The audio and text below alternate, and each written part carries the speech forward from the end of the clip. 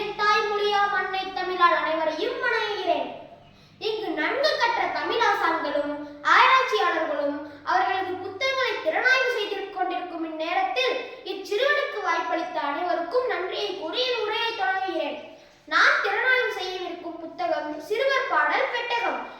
இந்நூலின் ஆசிரியர் திரு படைக்கலப்பாவலர் துரைமூர்த்தி ஐயா அவர்கள். இந்நூலை நாம் தேர்வு செய்ததற்கு காரணம் இதில் உள்ள 200 பாடல்கள். எழுதுவது எல்லாம் எழுத்தல்ல, சொல்வது எல்லாம் சொல்லல்ல. எழுத்து என்று எழுதினால் அது மாந்திரத்தின் மனநலத்தை பெருக்குவதற்காக இருக்க வேண்டும். இசையில் கூட இளையோருக்கான இசை, மூத்தோருக்கான இசை என இருவகை உண்டு என்பது கல்வெட்டில் எழுதப்படாத உண்மை. ஆனால் சிறுவர் பாட்டு பெட்டகத்தில் இளையோருக்கான இசை, மூத்தோருக்கான இசை, அனைவருக்குமான இசை என அனைத்தும் உள்ளது. ஔவையார் எழுதிய ஆத்திச்சூடியில் பல நீதி நெறிகள் இருந்தன.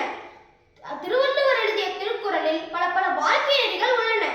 ஆனால் சிறுவர் பாட்டு பெட்டகத்தில் நீதி நெறிகள், வாழ்க்கை நெறிகள், நன்னெறிகள் என அனைத்துமே கலந்து தந்துள்ளார் படைக்கலப்பாவலர் துரைமூர்த்தி ஐயா அவர்கள். நான் பிறந்த போது என் தாய் பாடிய தாலாட்டு நான் கற்ற முதலிசை.